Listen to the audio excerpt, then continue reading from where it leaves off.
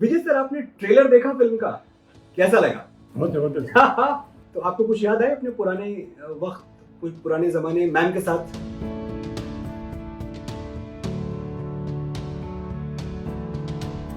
भले कच्ची उम्र में जिंदगी की शाम आ जाए, ये मुमकिन ही नहीं कि खून पे इल्जाम आ जाए। हमारे गांव में बहनें उसे राखी ना बांधेंगी, पलट के जंग से भाई अगर नाकाम आ जाए।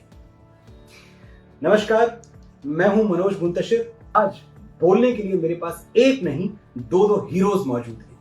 मैं स्वागत करता हूं विंग कमांडर विजय कार्निक का और सुपरस्टार अजय देवगन का। आप दोनों को मेरा नमस्ते। नमस्कार। आपको गार्डनिंग का शौक है, आप गोल्फ खेलने के शौकीन हैं। अब मैं ये समझ नहीं पाया कि एक तरफ इंसान ऐसा जो आम इंसान जैसा आम इंसानों वाले शौक रखता है और दूसरी तरफ इतनी हार्डकोर जाबाजियां, देश के लिए मर मिटना। तो ये दो अलग अलग विजय कार्निक को मैं एक फ्रेम में कैसे देखूं? जब मिलिट्री ट्रेनिंग आप ले लेते हैं तो आपकी कंप्लीट पर्सनालिटी, सोच पूरा चेंज हो जाता है। आप अलग आदमी बन जाते हैं। सिखाया ये जाता है कि आपको लड़ाई के लिए, वॉर के लिए तैयार किया जाता है। Ultimate aim is war, to win the war and save the country. So ये मोल्डिंग जो चालू होता है, उससे then you become hard core.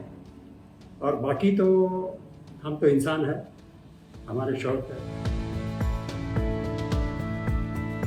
Ajay sir, जब भुज का वो पहला शॉट आपने दिया जिसमें आपने यूनिफॉर्म पहनी थी, मैं उस एक्सपीरियंस के बारे में, उस एक मोमेंट के बारे में आपसे जानना चाहता हूँ। कैसा लगा था उस दिन? मुझे लगता है कि एक यूनिफॉर्म में इतनी ताकत और डिग्निटी है कि उसे जब भी कोई भी पहनता है तो आई थिंक सोच बदल जाती है। उससे ऊपर एक बॉडी का जो पोस्चर अपने आप ही चेंज हो जाता है। मतलब कि आप जो ऐसे स्लाउची रहते हैं, नॉर्मल रहते हैं, वो सडनली आप एकदम ऐसे फील करने लगते हैं कि आप में कुछ पावर आ गई है। 50 साल पहले 300 औरतें जिनके पास कोई ना तो रनवे बनाने की प्रोफेशनल ट्रेनिंग है, ना कोई मिलिट्री ट्रेनिंग है, आपके मन में जब ये बात आई कि इनसे आप रनवे कंस्ट्रक्ट करवाएंगे, वो डर पे आपने काबू कैसे पाया? बात ऐसी थी कि जब आदमी डर रहे थे एयरफील्ड के पास आने के लिए, ये 300 औरतें एयरफील्ड के अंदर आके, रनवे पे आके, बिना डर के, that was a great thing and I had to take a decision and I said, because I contacted my command. सब तरह मैंने बातचीत किया। ही सेड, हम आपकी कोई मदद नहीं कर सकते, pioneer companies are not there, no labor force come, you manage. I said, okay, I am managing. That is what I told him. I said, yes, I am managing and don't ask me any question. बस उसके बाद मैंने decision ले लिया। Movie sir, फिर भी इतना बड़ा फैसला था, इतना क्रूशियल डिसीजन था, कहीं किसी मोमेंट, एक क्षण के लिए भी ये लगा कि शायद आपसे गलती हो गई, शायद बात हाथ से निकल जाए, शायद जो आपने सोचा हो वो परिणाम सामने ना आए, शायद ये फैसला बहुत गलत साबित हो? कभी हुआ ऐसा? मनोज, उसके लिए टाइम ही नहीं था। The things were moving so fast that once decision taken, there was only action. Nothing was there. Nothing was in the mind to contemplate or sort of find out whether that decision was given. What are the after effects? In effect, time ही नहीं था। जीत का जुनून है तो हार सोचना क्यों, जब जिंदगी है एक ही, दो बार सोचना क्यों? विजय सर, जब पहली बार राइटर डायरेक्टर अभिषेक दुधैया आपके पास आए और उन्होंने आपको ये प्रपोजल दिया और आपको बताया कि आपकी कहानी पे, भुज 1971 की कहानी पे हम एक फिल्म बनाना चाहते हैं, आपका इमीडिएट रिएक्शन क्या था? तुरंत आपने क्या सोचा? तो जब मिलने आए, फिर उन्होंने बताया कि मैं फिल्म बनाना चाहता हूँ और मैंने ये ऐसा कर ये मैंने रिसर्च किया हूँ। और ये जो महिलाएं हैं माधोपुर की, जितने भी अभी 50-60 अवेलेबल है, उनसे भी मेरी बातचीत सब कुछ हो गई। तो मैंने बोला कि तो फिर मैंने तुरंत अभिषेक को पूछा। मेरा इनर ये बोला कि दिस इज अ मैन।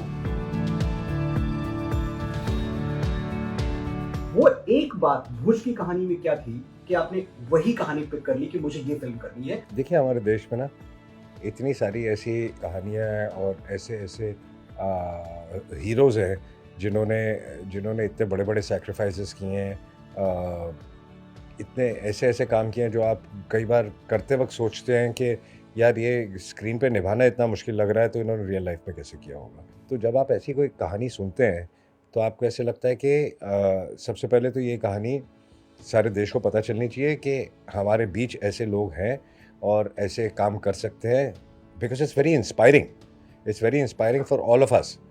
तो this was one of them. Vijay sir, आपने ट्रेलर देखा फिल्म का, कैसा लगा? बहुत जबरदस्त। तो आपको कुछ याद है अपने पुराने वक्त, कुछ पुराने जमाने मैम के साथ? बहुत कुछ याद है। जैसे मैं बोल रहा था कि एक चीज़ बताना चाहता जी। हूँ, सिंस योर स्टेट फैमिली के बारे में। जी ये जैसा हम कहते हैं कि भैया कि मिलिट्री का लाइफ सिविलियन से बिल्कुल अलग होता है। जी और उसमें दो चीज़ें मेरी लाइफ की बताता हूँ, उससे पता चल जाएगा कि कैसा होगा। एक तो मेरे एंगेजमेंट में जी मैं खुद हाजिर नहीं था।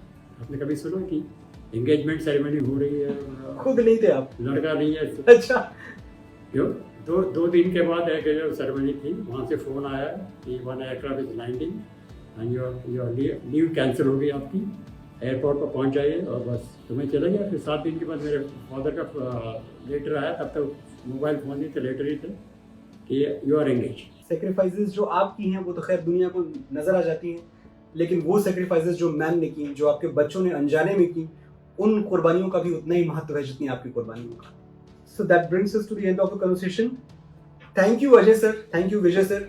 हम बहुत बहुत शुभकामनाएं देते हैं आपको कि आपने एक इतनी बड़े एक एपिक वॉर स्टोरी को पर्दे पर उतार दिया।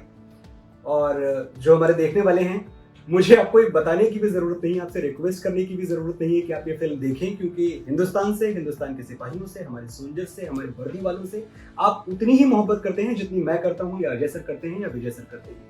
मैं आपको सिर्फ इंफॉर्मेशन दे रहा हूँ कि 13 अगस्त को भुज रिलीज हो रही है, और मैं जानता हूँ ये फिल्म आप एक बार नहीं बार बार देखेंगे। जय हिंद, जय Bharat. Thank you for watching.